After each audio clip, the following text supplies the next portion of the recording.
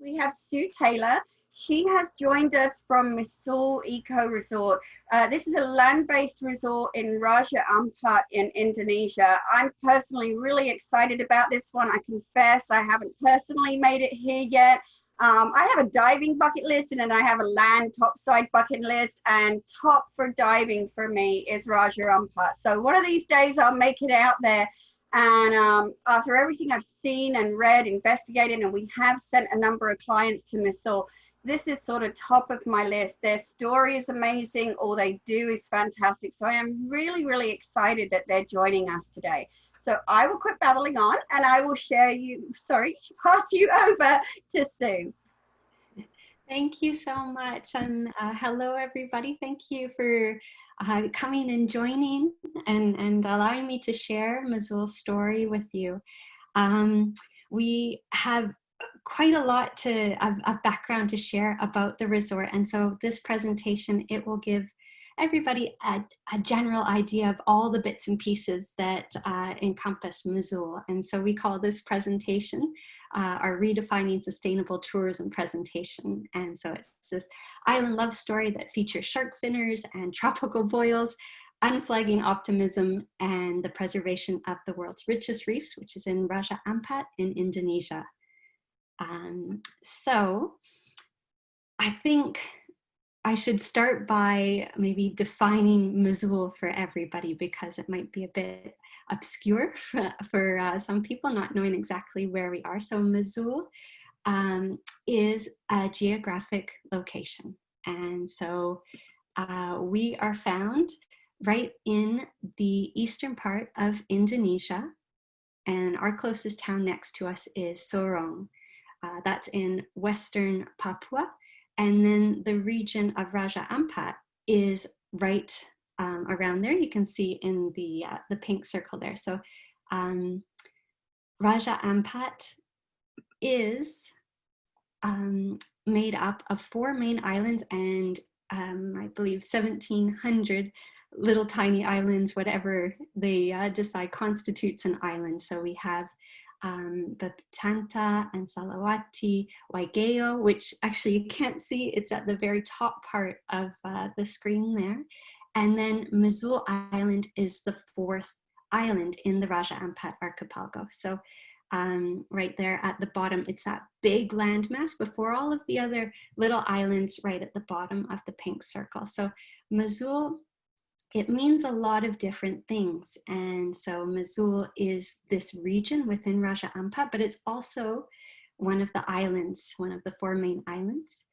And then it is also our resort. So Misool Eco Resort, we rebranded a few years ago to just simplify to Misool, but we call ourselves Misool Eco Resort.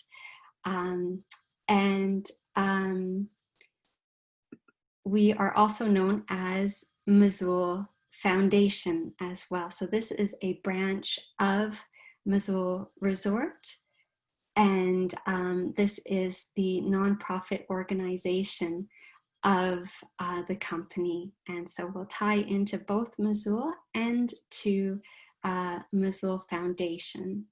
Misool Resort, it began back in 2005, and that's when our founders, Andrew and Merritt Miners, they began this huge quest that I don't think they had any idea what was going to be involved, but that's the process that began it all. And so we'll talk about that story. And then we'll also talk about Misool Foundation, where that came into play a little bit later on, but it was always the same concept with Misool Resort and with Misool Foundation. We're both headed in the same direction as sister companies, and that is to protect the world's richest reefs. And that isn't a marketing tagline that we've just come up with to try and entice people to the resort. The world's richest reefs is scientific fact, and that is based on a number of scientists that come through the area, that come to visit us, or just come to the Misool area. We're lucky enough to host a number of scientists that come and visit and document and study one of whom is Dr. Mark Erdman, and he is the head of Conservation International for the Bird's Head Seascape. And so he and his team, they do a lot of research within the Misool area with Manta Trust and with documenting the manta rays, which we also take part in with the resort and with our foundation. He and his team have a number of projects, oh, and also the whale sharks. But Mark will come and he will stay at Misool once a year at least and be part of Fish Geek Week, which is lots of fun, where he comes and does lots of presentation. We cram in all of these presentations as well, so there's lots going on. But he does a lot of research throughout that week as well. And it hasn't even been a year yet, but he added another fish species to the number documented within Raja Ampat. And so we are up to a large number of 1,564 reef fish species. But Dr. Mark Erdman says of the area that Misool is one of the areas in the world where we see that biodiversity is improving rather than declining. And he goes on to say that there's a greater number of coral, fish, and mollusks on our reefs than anywhere else on Earth. And there we go. So 1,564 reef fish species. The last one that was added, Mark found on one of our neighboring dive sites, just 5 minutes from the resort, and it's a fish, a sponge goby, not very big, very small fish hiding inside of a sponge. He documented that it was accepted as a new species, and he actually named that after our founders, and it's called Misool. So rather than calling it minor C, he called it Misool, which shows that it's a family rather than just an individual, and just rather than C, which would be a male, it's also represents a family. I'm very sorry about the phone ringing there. So tons of fish species all within our reefs, and we're also incredibly lucky to have a huge amount of coral on our reefs as well, because where we're situated within the coral triangle, all of these currents rushing in, pulling nutrients into the area. We see a huge amount of coral species, soft corals and hard corals as well, just covering the reefs. In regards to scientists visiting the area, we also have, we've been named a Mission Blue Hope Spot by the scientist Dr. Sylvia Earle. And if you're not familiar with her, then I would suggest in some of the free time we have at home to check out Netflix, because there are tons of documentaries on her, TED Talks as well. She's this incredible woman who is very much involved in preserving the oceans, and she has a foundation called Mission Blue.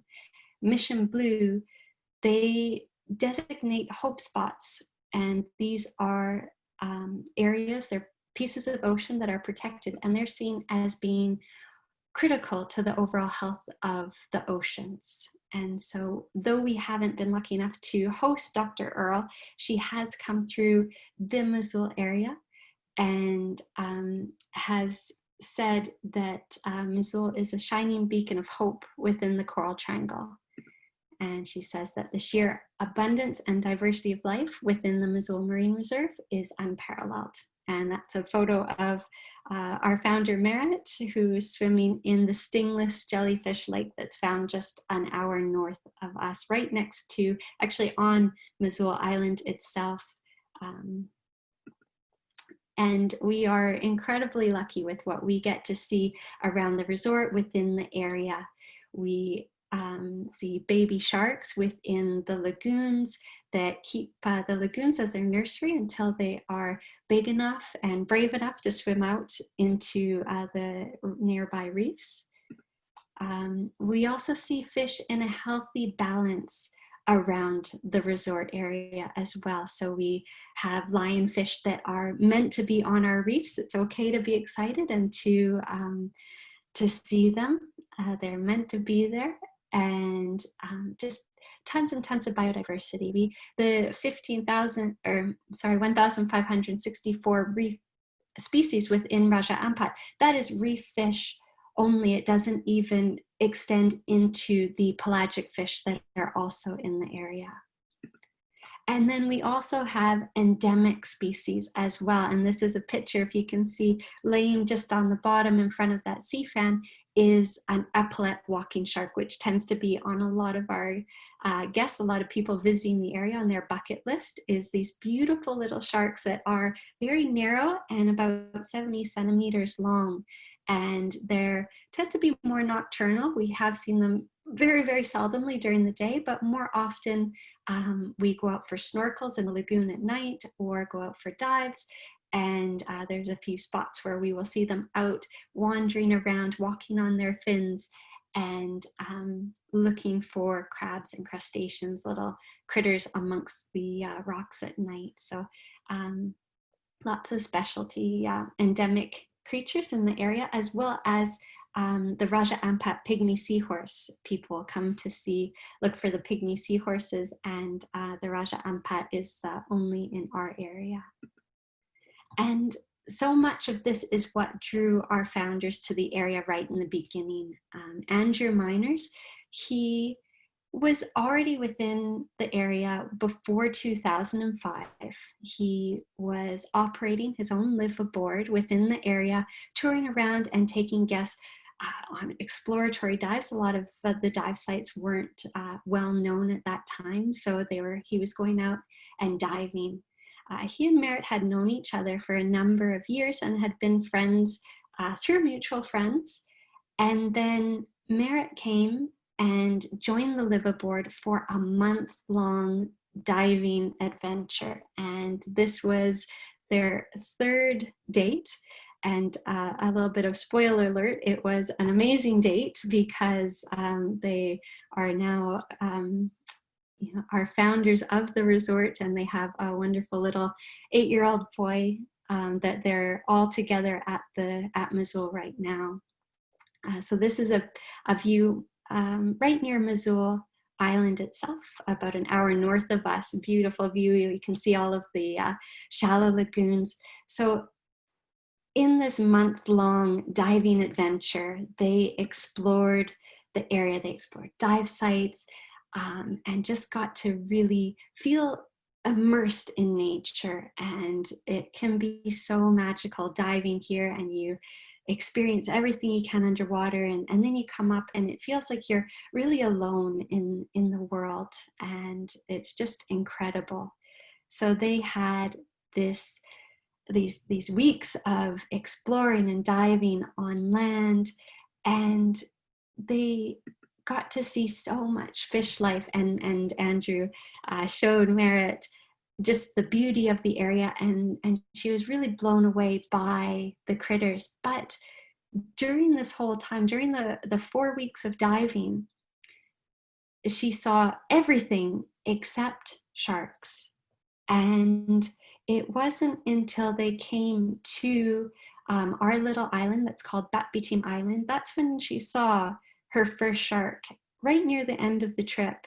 And it wasn't, unfortunately, live sharks that we are lucky enough to see now, but it was the remnants of sharks. So they came across what is a shark finning camp, and set up along our beach where our restaurant is now located. And on the South Beach, where we have 7 villas, there were just little boats you can see in the picture. These weren't huge boats, and yet the impact that they were having on this area was enormous. They were taking sharks and finning. Shark finning it's the practice where you just take the fins, all of the fins off the shark, and everything else is discarded. So it uses about 3% of the shark's body weight, and the rest is thrown back into the ocean. And whether or not you're a shark fan, or if you're still maybe a bit apprehensive of sharks, they are absolutely necessary, and they shouldn't be taken out in any kind of numbers, but certainly not what was being taken out here, where pregnant sharks like this one on the screen were being fished, finned, and the unborn pups weren't even born yet. The numbers, they vary, but about 100 million sharks are killed every year for the shark fin trade. Optimistically, this number does seem to be dropping, which there is a lot of information being passed along to the countries which purchase the shark fins and see them as a medicinal trade. And so this number is dropping, and hopefully with more information being spread, then we will see it continue to drop. This is really important for our oceans, but it's also really important for the community, our local community near Misool, because the sharks are the apex predators which keep everything in balance. They're the fish that are responsible for eating all of the dead, the sick, and the dying fish. So it keeps the disease from spreading within schools of fish and affecting all of the fish. Within all of Indonesia, a huge number of the population are close to the sea, and they depend on the healthy balance of the oceans to ensure that they have food for dinner. So it was not an ideal situation, these shark finners in the area depleting the shark population, which was affecting our local community members. These are some young kids in the village of Yelu, which is our next closest village, about 14 kilometers away.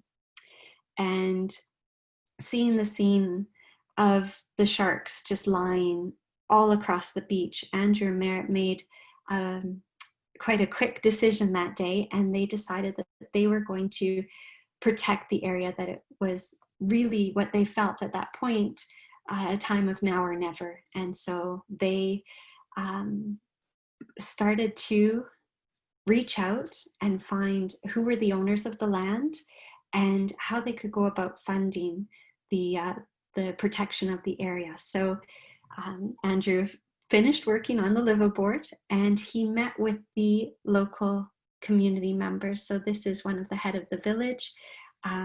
This is now June of 2005, and he began discussing with them. He was already fluently bilingual in Indonesian, so it definitely helped things roll along. But he learned from the community members that it wasn't their community that was shark finning. It was actually outsiders who were coming in and offering to pay to fish their area. And the way that it's set up is that they have control over the land and over the water and over the reefs as per their adat system. And so this community, they were faced with this tricky situation at that time, where some people were coming in and asking to fish, and then there were others who were just sneaking in, big long line fishing boats, dropping their lines and not asking at all, and not paying any retribution for fishing in the area. And so what the community thought was that it seemed like a better option to allow some fishing and get a little bit of money for it, rather than just say no and likely have them fish anyways. So this community, Andrew and Merritt just began discussing with them the option of a type of reverse fishing agreement. And that would be where they would receive regular lease payments, so that the area could be closed off to all fishermen, not only the outside fishermen, but also those from the community as well. And so the area that is now protected by Misool, it's about 300,000 acres, and that equates to the size of New York, all 5 of its boroughs, or also a comparison, twice the size of Singapore. The community, it did take a number of town hall meetings, lots of discussion. There's the family, but then there's extended family. So lots of people talking, and a number of meetings from June until November of 2005. And when everything was said and done, everybody agreed and understood the benefits of protecting this area. because they, as a community, would also protect areas or rotate their fisheries. And so they understood the idea of shutting off one area to then fish outside of it and get the benefit of having fish growing and growing in size within a no-take zone, but spilling out into the other fishing areas. So a lease was signed November 2005, and the concept was a conservation area, a big marine protected area with a small group of people going out and protecting the area. So Andrew, Merritt, they and a few locals, they had a rubber dinghy, not a big boat, and they would go out in it and they kicked out all of the fishermen. And it was this tireless, it still is a tireless, relentless job where the fishermen come in and they get kicked out of the area. They're asked to leave, and they leave. And then there's more that are coming in another way. It's this big open ocean with lots of islands to hide behind, especially in this case, right in front of the resort, but just behind the island so that they didn't see him right away. And we can see on board his boat that he had already been shark finning by the time Andrew and the team got there. And throughout a few months of this chasing people away and having them sneak back in and ongoing protection of the area, they realized that really what it was coming down to, with Andrew's life savings depleting, which was 20,000 pounds in the bank, they very quickly had no money, no experience, no education, and no allies. And they really needed a plan B. And so plan B came in the form of using tourist dollars and sustainable tourism as a means to fund conservation efforts. And it was with this concept that they decided that it wouldn't just be one little building for the conservation center, but what it would be they would have villas, and a number of villas within the island where the shark finning camp was first established, and they would welcome guests and use the tourist dollars to continue the funding program. So by deciding this and deciding that they were going to be a conservation area, they also made the decision that they didn't want to cut down trees to protect the area. They were there to protect the marine life, but they also want to protect everything above. And ordering timber within Indonesia means that the timber is likely coming from orangutan habitat destruction, those forests being cut down. And so what they found was that the island that they were on, the surrounding islands, they were uninhabited. There were trees that had fallen down within the forest that had never been utilized. And this is beautiful tropical hardwood timber that was just sitting there. And it was agreed with the community that these trees, anything that had been fallen down or anything that had been washed up on the beach, we could use. This is our South Beach where we have some of our villas, and it's looking pretty messy in this picture, but that's what it looked like when they first got there. All of these trees, some really, really big trees that were laying on top of the sand. And as they cleared those trees and processed them in the sawmill, what they found as they dug under the sand and as sand shifted with the changing seasons is that there is a whole nother stockpile of timber underneath that top layer of sand. And so it was a team of 5 local staff, Andrew, Merritt, this man here with the chainsaws, Torben, and it was a team of just some friends and some local workers that went about milling and processing the timber that was available in the local area. This is the sawmill that they were able to purchase for a price they could afford. It was in the local area and it was available right when they wanted it to, right when they were looking to purchase it. So it was a factor of all the stars aligning at once. We can see Torben is moving that part of the sawmill where the beam goes back and forth, it slides along the other aluminum sides. So it's a portable sawmill. It can be packed up or taken down in about 20 minutes by 2 people. So it was really perfect for what they wanted. I know some people might be shuddering looking at Torben not really sporting much safety equipment in this picture, but it was very rugged. But everybody was optimistic and enthusiastic, and they just went about slowly doing what they needed to build the resort with our team members, gathering, sleeping in whatever accommodation they put up. And in the beginning, it was very, very basic. And that's a tent where we have Andrew laying very unwell inside. So open to the elements, open to monitor lizards and coconut crabs, and in the beginning to quite a number of rats because of the leftovers, remnants of the sharks that were left on the beach.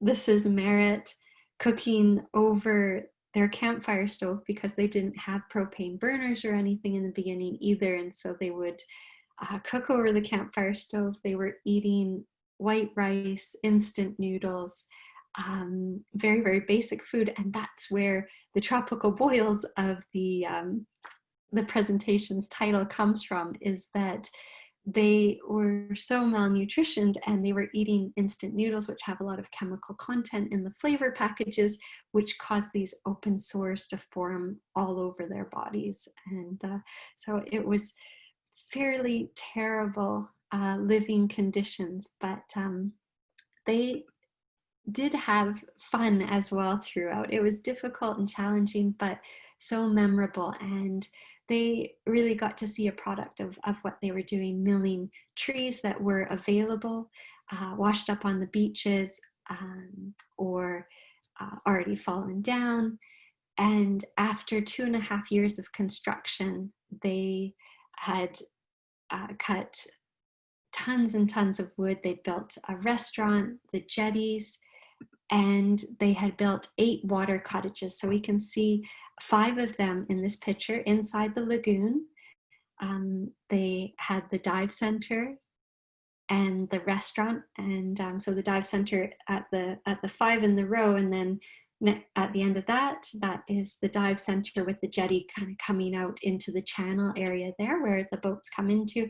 And then over on the far right of the picture, our restaurant is nestled in the trees under there. So it was 2.5 years of construction. It took quite a long time because they were doing everything. They were cutting the timber, and they were also they wanted natural roofing material, so that was grass roofing that was weaved and made by a local community just to the south of us, doing everything they could to source the material from a nearby area, because that was what was logistically easiest, but also what was best for building an eco resort. And throughout the entire building process, definitely ups and downs, and 2.5 years, they went from being construction workers and not seeing anybody for years and being very, very limited, not having any cell phone signal on the island. We still don't. No internet, although now we do have internet. It's available in the dive center, and it's terrible at best, which is why Merritt isn't co-hosting with me tonight, is that it's worse than ever at the moment. But it's very, very remote, to say the least. And it is, with that remote aspect, it's also a perfect place where people can come in and just disconnect from everything that it's really not that important, and just focus on what is important and what you enjoy in your life and what makes you happy, and hopefully enjoy the diving and just the peaceful area. And there's lots of places to get away, even from those who are there visiting with you. Each of the villas has space for out on the balcony, and the villas, they tend to focus quite a bit on outdoor living. There's big balconies, and then areas inside for a bed, and the outdoor bathrooms, but not huge villas, just enough space to be comfortable and not feel tight, but then big outdoor space for sitting out in the sun or in the shade and just enjoying nature swimming by. That's the inside of that villa. This one's Nasnus. It's a little bit bigger than the water cottages. It has a bit of a living room area there and a couch as well. And this is a shot looking down on the resort. So initially they opened with just the 8 water cottages, like I said. And so we can see in this photo here, it's taken from the South Beach side. So we can see later on after we opened, it's very much been a work in progress since we opened, of building a little bit and then gaining more funds and then building. And at the moment, we're at a very good number that we don't plan to expand on at all. We have 20 villas. And so normally we would accept a maximum of 40 guests. And so South Beach has 7 villas, some of which are hiding in this picture. We can't quite see them. And then we can see the jetty that goes around and up the stairs and over to the other side, or there is a little boat that can take you around as well. And then the picture's facing towards the north, and just within that island chain that we see across the horizon, the closer island chain, not the further away one, just within that island chain, I would say we have 15 dive sites right there, 5-10 minutes away, and some of our favorites as well. Just so much diving right close by. And with opening up, they as I said, they went from construction to opening, and the 5 team members, they had grown a little bit at that point. We had a few more local staff working with us, and everybody made that transition with us from being construction workers to just before we opened, they were learning a little bit of English and progressing to being resort staff members. And this is something that we really pride ourselves on, is having our staff move to where they would prefer to be, study as they need to get the skill set to move from maybe a dishwasher to wait staff to a dive master. Certainly that's happened a few times. Or as in Saddam's case here on the photo, to go from managing our water systems to studying the mechanical aspect and be moving into our maintenance department, looking after the boat engines and our solar panel systems. So we always look to help empower the staff however we can. And a few years ago, we also implemented our fair labor practices and fair hiring practices, something that as a Canadian, I definitely took for granted and didn't realize that it was something in Indonesia that isn't necessarily mandatory. And so it's something that we felt was very positive to bring into the company, something that we've always done, but good to just state with the staff. And when we held that meeting with all of our team members and told them that we would hire based on ability and enthusiasm, but not discriminate for any other factors, they all kind of looked at us and nodded and didn't really see the point in having to mention it. And so that was really encouraging, that they knew that this is already the direction that the company comes from. But good to get it on paper anyways, because we have a lot of staff to look after and communicate with and make sure that they're on the same page as us. We have over 200 employees. This is all of our Javanese carpenters. They come from the other side of the country, and a very, very highly skilled set of carpenters, big team. And they work alongside, and there's a few of them in this picture, our sarong carpenters and our local carpenters. And so what we also do is types of apprenticeship programs within the company where our team members will, those who are more skilled will pair up and teach other staff members about the trade and have them learn alongside each other. So we opened October 2008, and we opened bringing along our team members and growing as a community.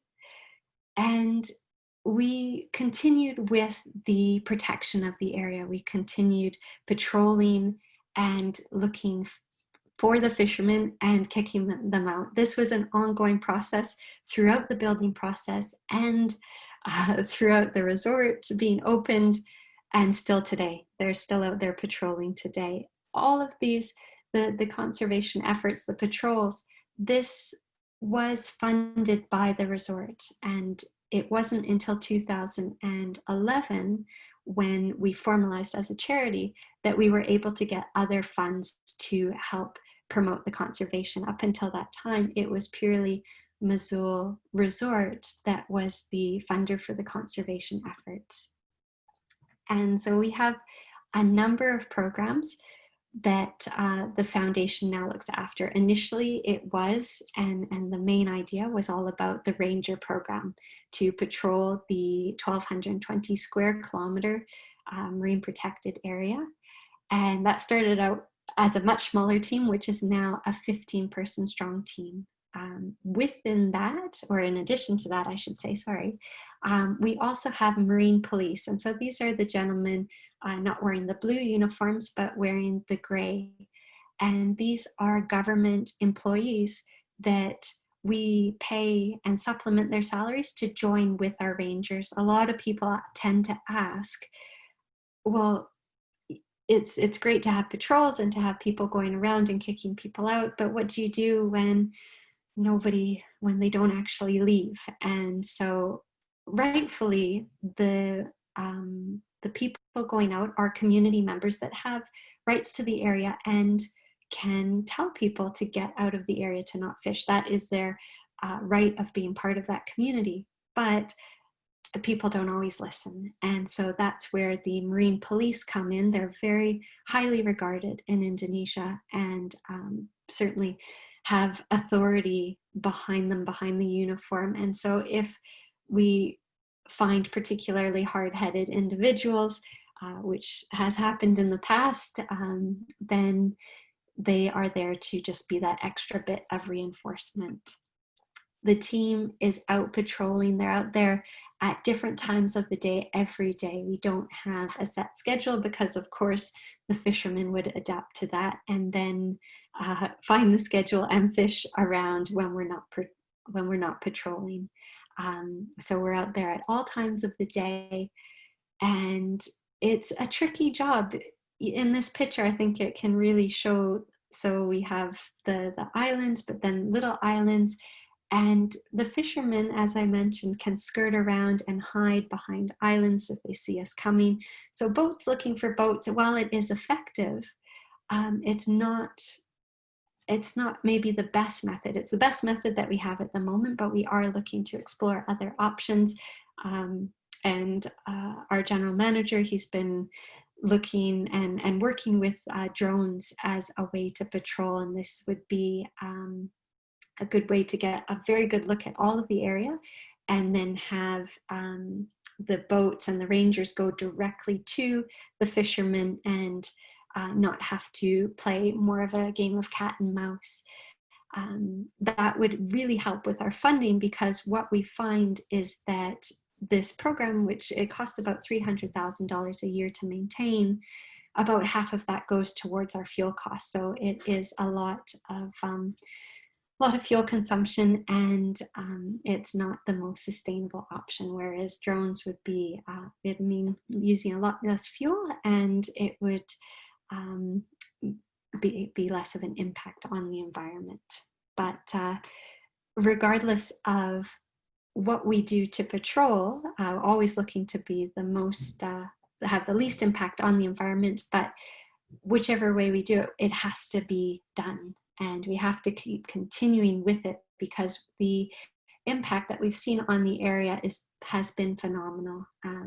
From studies that were conducted from 2006 to 2011, there were huge increases in the biomass across the reefs. A number of reefs within the Misool Marine Reserve, the numbers were looked at each year during this 5-year period, and on average we saw about a 250% increase in the fish biomass, but in some reefs we also saw a 600% fish biomass increase. So pretty amazing. This is a photo of Merritt and their little boy Sahul right before his first 2 words, baby shark.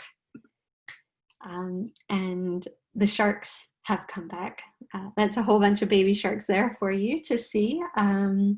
This is at the ranger station, one of the 4 ranger stations that we have all across the marine area. And in a study that was conducted for shark numbers, what was found is that there are 25 times more sharks inside the Misool Marine Reserve than directly outside. And what's particularly important about this study is that directly outside the Misool Marine Reserve is still within a marine park. It's just not one that's patrolled. And so what we can conclude from this is that people would still be coming into that area and secretly fishing, whereas the patrols inside the Misool Marine Reserve they're being expelled out. And so that's why we're seeing such great numbers and why we need to carry on with the patrols. A couple of other projects that we do with the foundation is we sponsor school teachers within the local communities. We want to ensure that they're getting the attention that's needed. Sometimes school teachers are called away or they have to go visit family, and Andrew and Merritt were finding that there were sometimes kids running around the streets because the teacher had to go away for a couple of weeks to travel back to their hometown, look after sick family members. And so by having additional school teachers within the elementary school, the junior high school, we're able to ensure that the kids are getting the education they need. We also have a book program within the school system where our guests will bring books and we'll rotate them around to the schools, and then ensure that the schools rotate those books so that the kids are getting new reading material every few months or so. Our school teacher in the one of the communities for the junior high school, they're particularly focused on English language skills, biology, conservation, and that's really getting the kids hopefully involved and excited and thinking towards applying to work within our foundation or within the resort.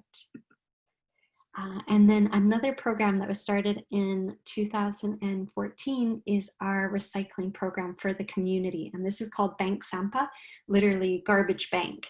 And we have worked our way up to the point where we are recycling 2 tons of ocean-bound plastic every day.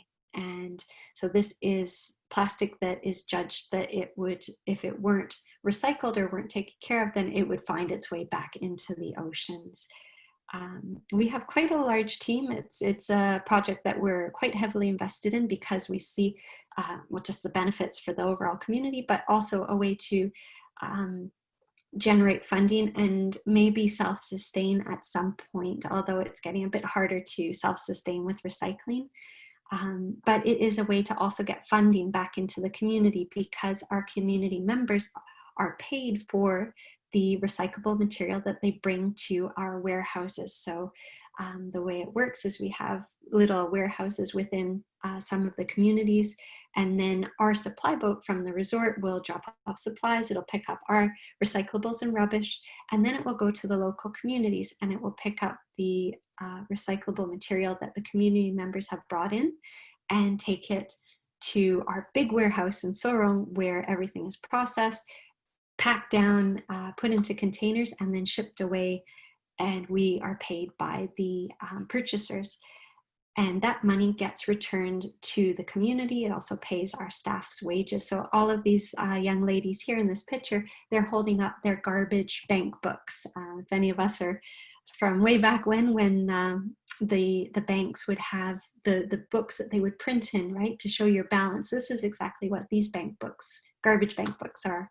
And so we'll write the weight and the material, and then the equivalent monetary value that they would get for what they've brought in. It takes a little bit of time, about 3 months, before they can collect that amount, because it has to get shipped away and we have to get paid, but then it goes back into the community. So it's a really great way. What we found is that a lot of women who don't hold jobs but are managing the household, they'll go out and collect rubbish and be able to supplement their family's income this way. And a lot of school kids are collecting rubbish as a way to help fund their school payments. We reach out to the schools, we reach out to the communities with our team members, and just talk about the impacts of rubbish and why it shouldn't go over the side of the boat, and just start checking in with the kids, because that's where we hope it will filter through and reach the adults. And by teaching the kids, we have them then teach parents and start talking about these types of important discussions at home about their environment and about this awareness. Coming back full circle, we'll come back through. So we have the resort, and we have the foundation, and we have our community.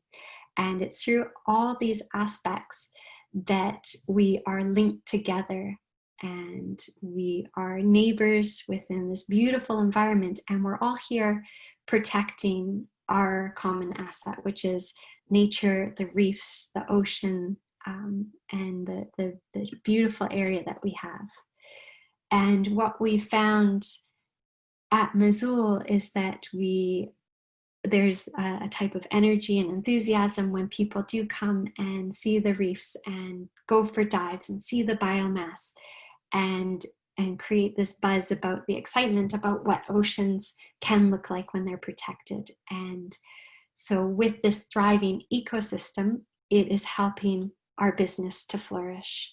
And as we welcome more guests back to the resort and have them come back and visit, then we're able to funnel that funding back into our conservation efforts and keep protecting these reefs and keep thinking of new ways to improve the ecosystem, improve conservation efforts within the area.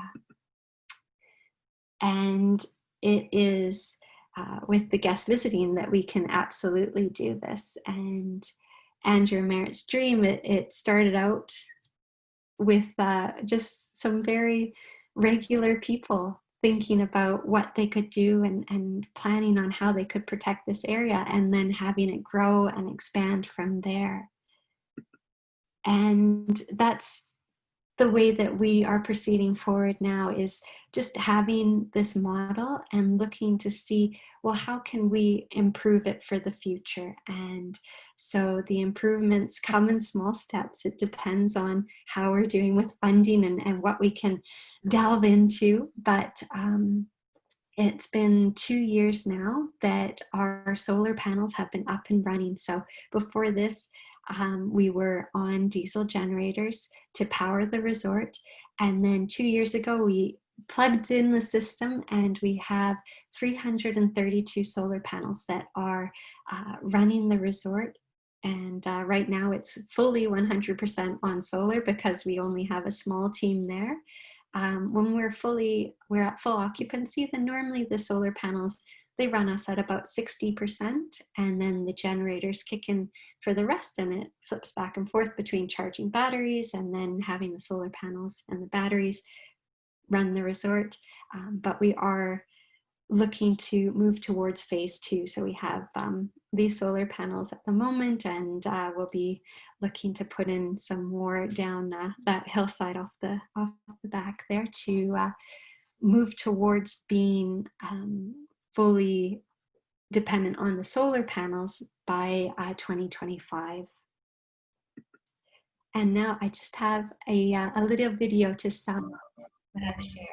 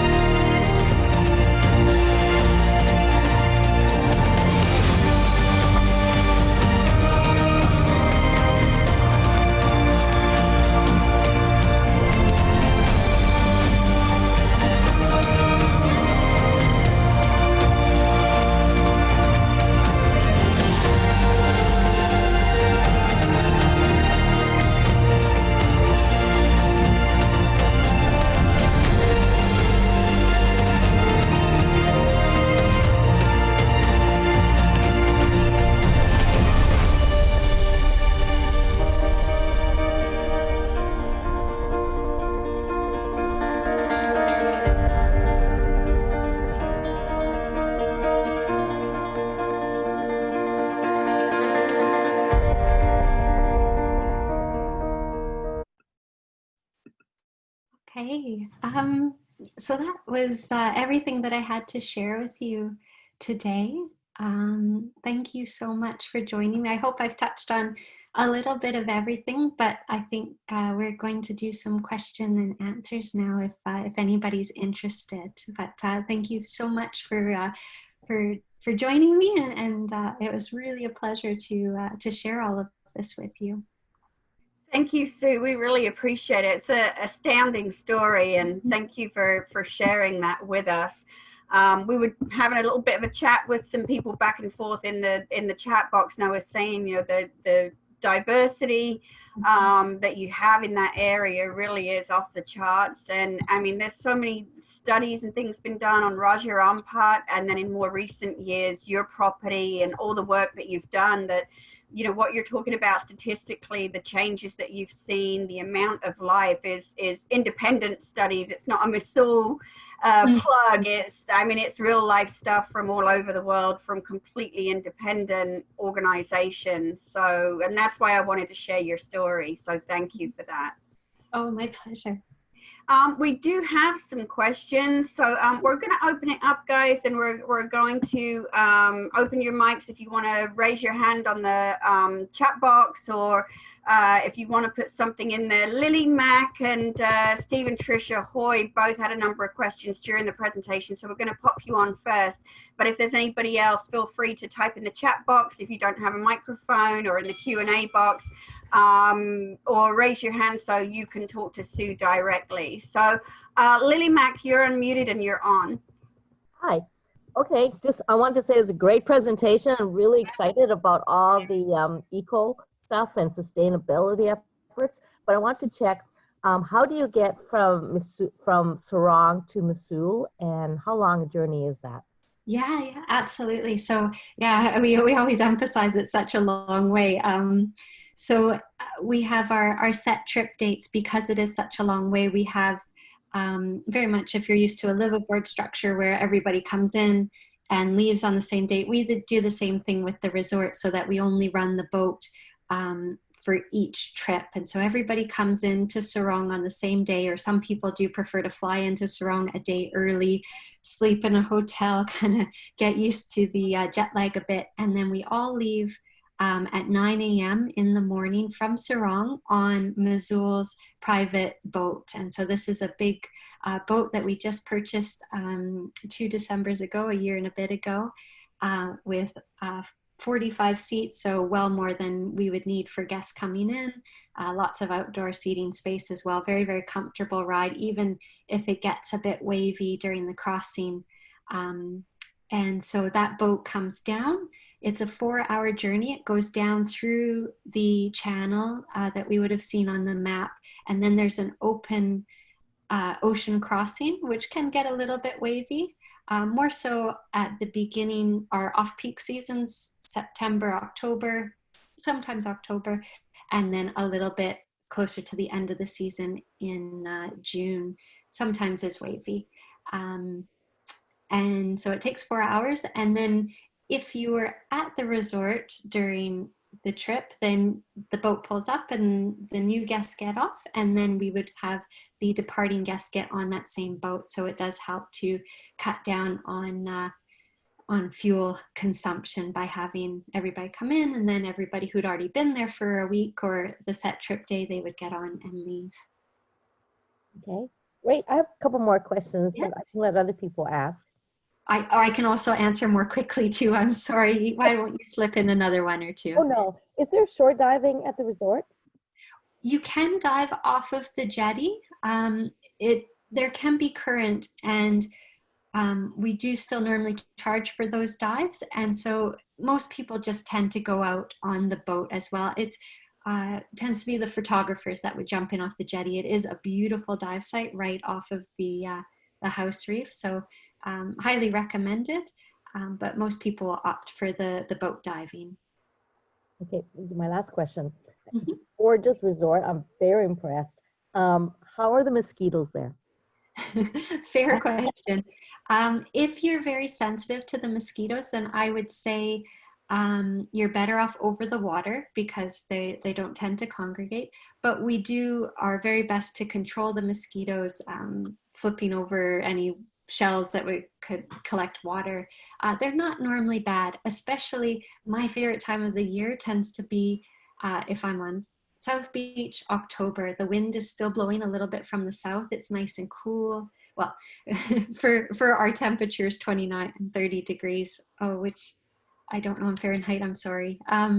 But the wind's blowing in and it's a lovely breeze. And so there's not many mosquitoes. So that's a lovely time to be booking on South Beach. But if you tend to be sensitive or they tend to bother you, over the water. But each of the beds do have mosquito nets as well. And we do some burning coils to also deter them if you are sensitive. Thanks. My pleasure. Thank you very much. Okay, we have Stephen Tricia Hoy. Stephen Tricia, you're unmuted. Okie doke. Two questions. One is that we've actually heard here on the west coast of America rumors about pirates in Raja and up in Malaysia as well. About 18 months ago, there seemed to be a couple of incidents. Do you actually see any of that sort of stuff happening? No, never. 18 months ago, I don't know. It doesn't sound familiar for the area. I've never heard of pirates within Raja Ampat, although, I mean, maybe there was an incident that was translated to piracy, which could be taken differently. The community members have rights to the reefs, and so sometimes they'll ask for donations, which I don't know if that would have been translated as piracy, but no, we work so closely with our community members as well that actually if there were problems, it would be from outside the community, and then they would be right there with us to make sure that there weren't any problems. We also have the Marine Police that help to patrol for the fishermen. They're located with us on the island, so they're also there as backup, but it's never been needed. Good, cool, thanks. I also wanted to know what the trip from LA is like. How long? Well, I think it should be very similar to what I'm in Vancouver, visiting my family, and I normally fly through to, there's a number of hubs. I normally go to Taipei, but you can also go through Hong Kong, which is a little bit of a longer flight, I think about 11 or 12 hours, stop off there, and then into Jakarta, which is another 5, and then 5 or 6, and then across the country, Jakarta into Sorong, which is an overnight flight. We highly stress that it's best to fly with a particular airline, Garuda Airlines in Indonesia, and take a particular flight because some are unreliable and they might cancel or delay, and we really need our boat to leave at the specified time. And so we will only wait for that one flight. And so it's unfortunately an awkward flight. It's a red eye. You leave at midnight and you fly for 4 hours, and then you're in Sorong at 6:30 in the morning. You get a quick breakfast with us, and then we're off to the boat to make the journey. So how long is the total time from, say, the west coast of North America into Misool? If I've had some guests that have pushed the timer on their phone when they leave their door, and it's normally about 32, 36 hours total traveling time. Flight-wise, I think you're looking at maybe 21 hours of flying. Mm-hmm. Yeah. Okay, that's not that bad. Good. One last question. My wife would like to know, what are the fines like for the fishermen who are actually breaking the reserve? Yes, yeah, very good question. So we work with the community, and because it's their reefs and their water, they're the ones that impose the fines. And so it really depends who's fishing, and whether or not we step in to direct what we want to have happen. So if they're local community members that are maybe just being a bit stubborn, normally we have a few steps that we do. And the first time they're taken out and they're reminded of where the line is, where they're not allowed to fish. and then they leave, and there's normally always apologies and, oh, I just forgot, and then they'll go. Mm-hmm. And then if we see that individual again, we'll take away their fishing gear and we'll take them right to the village, and we will speak to the heads of the community, and we'll say, they were caught fishing. And then from there, the community might decide to either impose some community service, something within to give back to the community, because essentially they're stealing from the community. They're taking away the community's fish. If it progresses beyond that, then we would have more meetings with the head of the village, and then we would look and we would speak to the police, and we would get the police involved. If it is an illegal fishery that they're taking, if it is shark finning, then they're taken immediately to Waisai, which is where the police station is, just north of Sorong. And if you look back into our Instagram pages, I think it was a month ago now, we caught fishermen within the area that were shark finning, and that they were just illegal fisheries, but they were not from the local community, and they were there to take a huge amount of fish. And we confiscated, I believe, 150 kilos of fish that they had caught. And so those people were taken immediately to the police station, and the police are to deal with them because it was such a large offense. The community wanted to help you deal with it appropriately. Thank you. Yes, yeah, my pleasure. Thank you. Mary Sulis, you're on. Okay. Hi. So my question was, how many boat dives, or how many boat trips or dives a day would you have access to? Sure.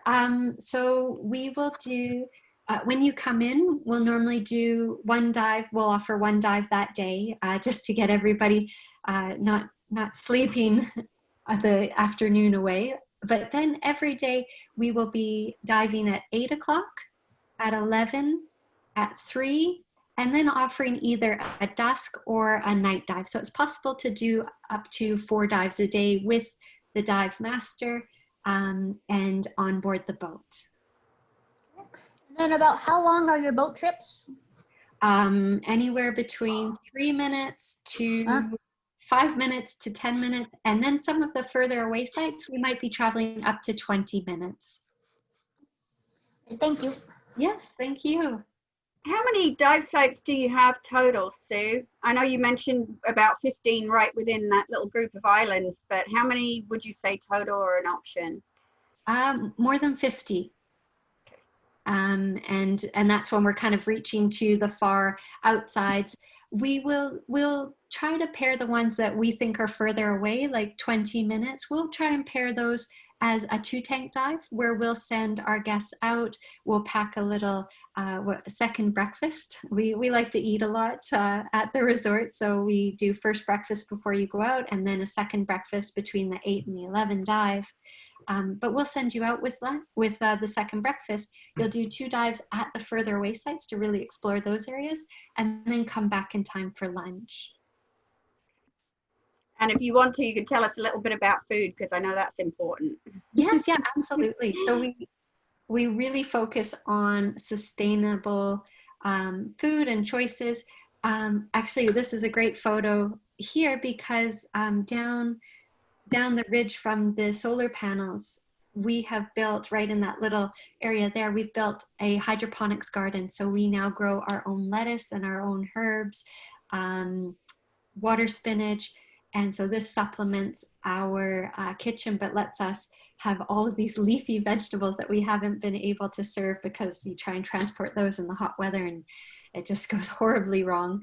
All of our other fruits and vegetables, they come from the local market. So we are focused on fresh veggies and fruit, all kinds of the tropical fruits. We do serve some meats, but we try to focus on sustainable fish and marine foods there. So we don't serve prawn because of the way that it's cultivated. We haven't been able to find a sustainable option. We do serve squid and tuna primarily because it's pole and line caught. And then we serve some fish that's called mangrove jack or rabbit fish, kind of a light white fish. It really depends on what's available in the market or what the boats are catching around the area outside of the marine reserve. We'll go and visit them sometimes and bring back what they have. So we'll do that for seafood, and then we do serve chicken. Our founders really felt that with what we do and focus on sustainability, that we should focus on sustainability within the food aspect as well. And so that means that we have stopped serving red meat, the cow, the beef that we couldn't really get in very nice quality within Indonesia, and we didn't want to be ordering from overseas, from Australia and New Zealand. And so we've stopped serving the beef, and so we do the chicken and the seafood as well. And then, of course, tons of vegetarian and vegan options. And yeah. Great, thank you. Thank you. Brant Emery, you've been patiently waiting. You're on. Thank you. No, I haven't been patiently waiting. I've just been waiting. I'm not a patient man. A couple of quick questions, Sue. Briefly about the diving. What are the average numbers that you take out on your dive boats per trip? Mm-hmm. Absolutely. So we have our biggest dive boats. We'll send 8 guests out on that boat, and there will be 2 groups within that boat. So mostly on our website we say maximum groups of 6, and that's it would be an absolute maximum, but normally and certainly this season, last season, I can't remember when we had 6 people in a group. It's normally always 4 with the dive master, and that works out really well with our boats. 2 groups of 4, one jumps in, everybody back rolls in, and then follows the one guide, and then we kind of reposition, and then the other 4 will back roll and follow the second dive guide. We do have some boats that are a bit smaller, in which case it would be just 4 in the boat with the one dive master. Perfect. I know you said you offer dusk and night dives. Do you do any blackwater diving there? We have with one guest who was incredibly excited about blackwater diving, and he actually owns a little photography studio down in Florida, in Fort Lauderdale.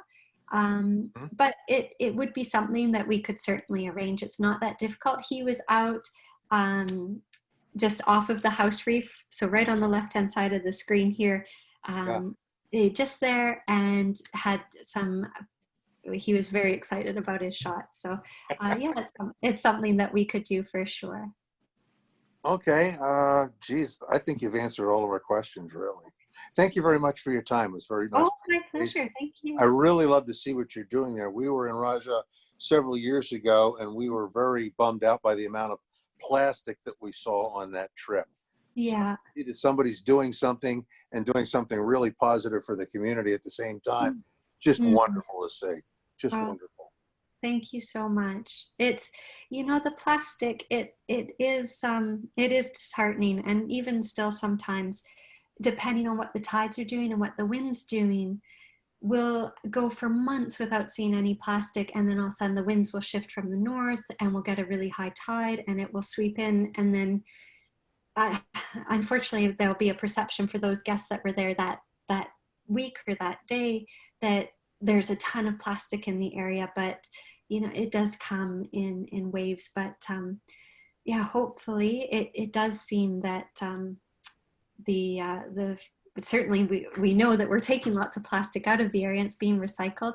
There's an increase of tourism, but hopefully with further education and awareness, we can make sure that there's less going into the oceans. Okay, well, thank you very much for what you're doing. It's great to see somebody's come up with a good positive way to solve it, or at least to deal with a really bad problem. Yes, well, thank you so much. Quite welcome. Thank you again. That's all for today. Brant. Let me see here. I have Randy Liu. Randy, did you want to ask your question? Sure. Well, I had a question on whether it was very good to fly through Bali to Sarong, but Cheryl answered that. Second question I have is, cameras. Is there a camera room available? Yes, yeah, absolutely. So we have in the dive center, we have one big long table that has 14 sections, kind of like study carrels. And each one of those has multiple plugins. We have adapters because it's the Indonesian plugs, but we have lots of adapters. And each of those stations has a big table light that comes down at like a desk light, and you can turn that on and really focus on what you're doing. We have microfiber towels to make sure you're not getting towel fluff in there. So it's really, really well focused for the photographers. Our dive center manager, Sabine, is an avid photographer herself, and will be tinkering with her camera in there too. Good, good. Now, with small boats, are there camera tanks or camera tables, or how are the cameras handled on those small boats? So because we're not traveling very far, normally what we do is we have these neoprene bags that guests can put the cameras into. Our dive guides and our speedboat drivers are just lovely, and so they're normally helping to tote the cameras back and forth from the dive center out to the boat. And we're just looking after them that way. And then once you roll in, each of the boats has 2 drivers on board, unless it's one of the smaller boats. So there's one that's positioning the boat all the time, watching the divers, and then the other one is there handing the equipment into the boat or receiving it and putting it in. So I'm always so impressed with their ability to recognize whose gear is which and where it's going, and everything gets put into the same spot. And so they're looking after your camera gear, putting it into the bags, and getting it back and forth. Okay, thank you. Yeah, my pleasure. Dorinda Davenport, you're on. Hello. It's a beautiful resort. One of the favorite things I've ever seen on a dive was a woebegone shark. So I was wondering how many you see there. We have a lot of them. I wouldn't say a lot. I would say that if you came and you said to your dive master once you met them, because it's the same dive master normally throughout the whole trip, same boat, same dive master, same group. And if you said, I'd really like to see a woebegone, they would have a few dive sites where they're quite sure that there's a resident one, and they would be able to with fairly good odds find one. I know that there's a couple at one of the dive sites called Magic Mountain, also where we go to see the epaulet sharks. I believe there's a few there on some of the pinnacles. So there's a few sites that they would say, right, if I have to show a woebegone, I'm going here, and I'm going to look around here. They'll know where to go. Yeah, I've only ever seen one, and it seemed like he was on his spot. Yes. He was where he was, and he surprised me. I looked and I was like, oh my God, there's one. Yes, yeah. No, and a swimming woebegone now, those are hard to come by. It's not very frequent for that, but yeah. What kind of woebegone did you say? Oh, a swimming one. Swimming one. Oh, they're normally in their spot, aren't they? They don't move very much. Pretty. Very pretty. Yeah. Thank you so much. Thank you. Right, and Natalie Lashmet, you're on. I just wondered if there was nitrox available. Oh, yes, yeah, nitrox is available, and it's free for anybody who's certified. We also offer courses, so if you're not certified, then it's a quick read, and we can normally get you certified in the afternoon. But yeah, totally complimentary. We want everybody to be as safe as possible, and having nitrox is the best way to do that.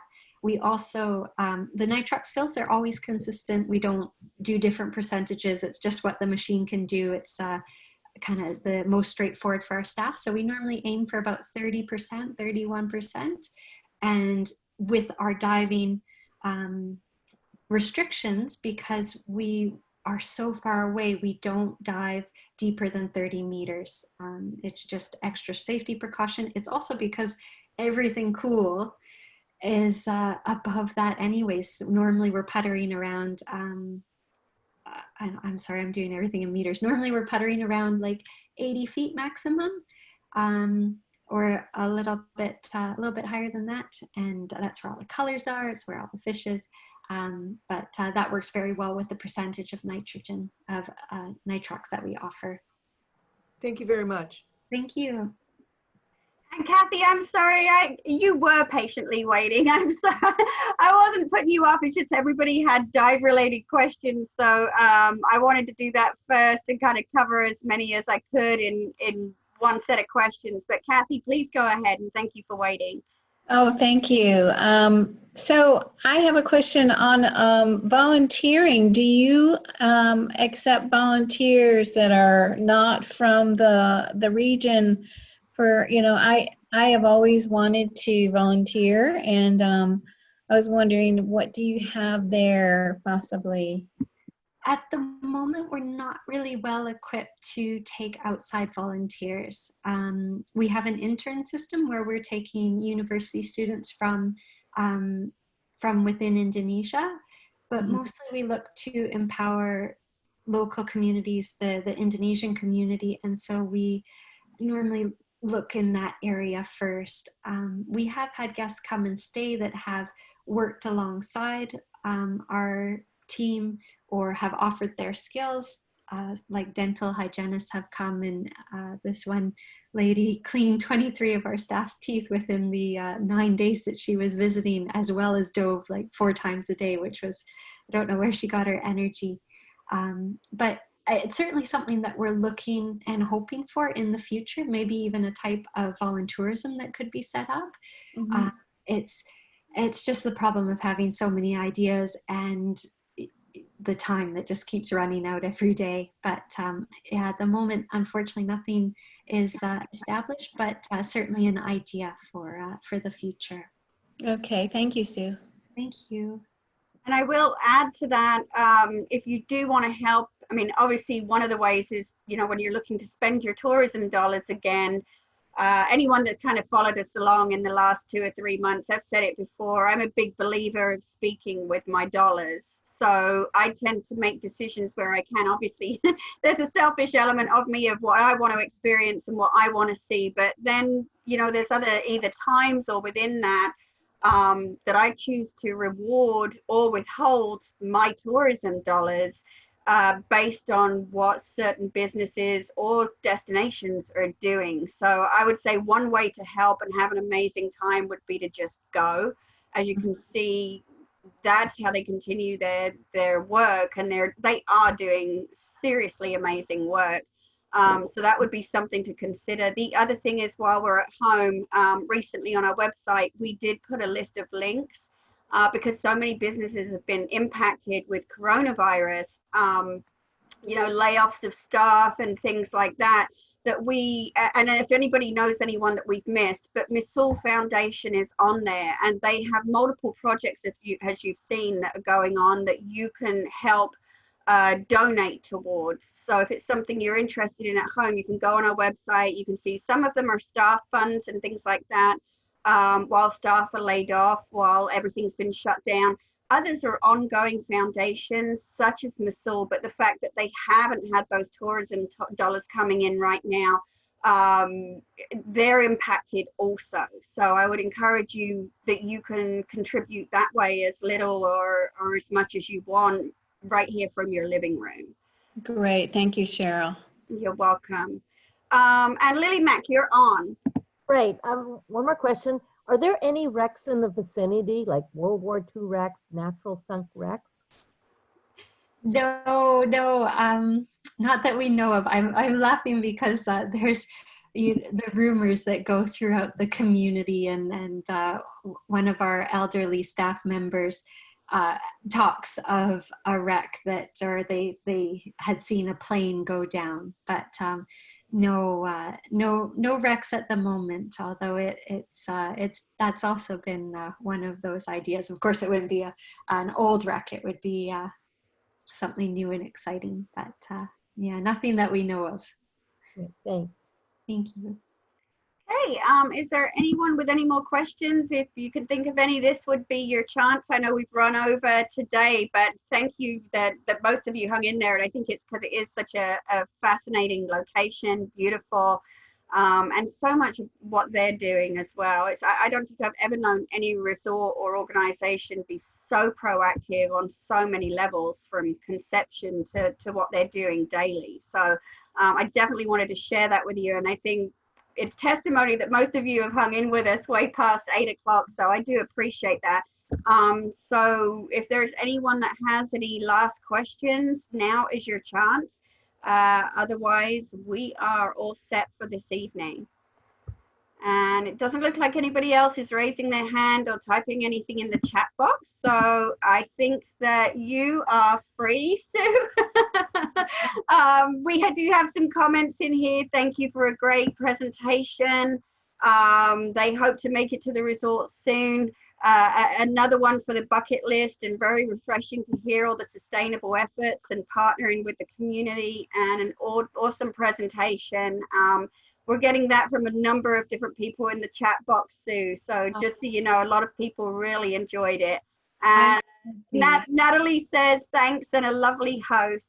And she loves how you're supporting the local schools too. So just kind of give you those comments, because I know you're not seeing the chat box. Yeah. Oh, thank you so much. It was absolutely my pleasure. This was so much fun, and I haven't since we shot in March, I haven't been doing my usual, two times a week presentations. So it's just been really nice to share again and to talk about everything that Andrew, Merritt, and the team are doing. And yeah, it's a place I feel very, very lucky to be a part of. But thank you for inviting me. Oh, you're welcome. And you say you do 2 presentations a week, but like you told us before, you're usually doing that in person in front of guests, right? This is your first one on a Zoom? Yes, yeah. Normally, myself and our dive center manager, we do 4 presentations between the 2 of us during each trip. And so I do normally this one split, and I talk about the building, and then I talk about the conservation. And Sabine, she talks about all of the critters, everything that you can see, and she has all of her beautiful photos in her presentation.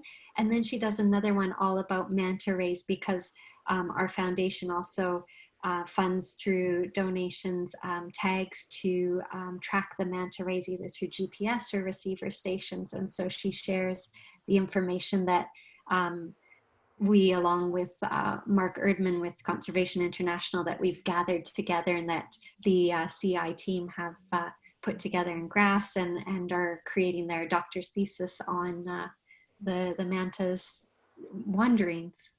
Wow, that would be fantastic to hear. So thank you. But yeah, I mean, you would never know. This is your first Zoom presentation. So you seemed natural and great to me. So thank you. You're welcome. Well, thank you so much, Sue. And please give our best to everybody at the resort. And hopefully we can get you some guests soon. If anybody wants some information on Misool, I will tell you that this is typically a very, very difficult destination to get into. I mean, when the world is normal, it can be a couple of years to get a reservation. So if it's something that's on your list, it might be a little bit different right now with everything that's gone on in recent months. But if this is something you're thinking about doing, please reach out to us. We will be glad to share open dates with you. Pricing, and of course we'll do the flights and everything else as well. We'd love to hear from you and share more.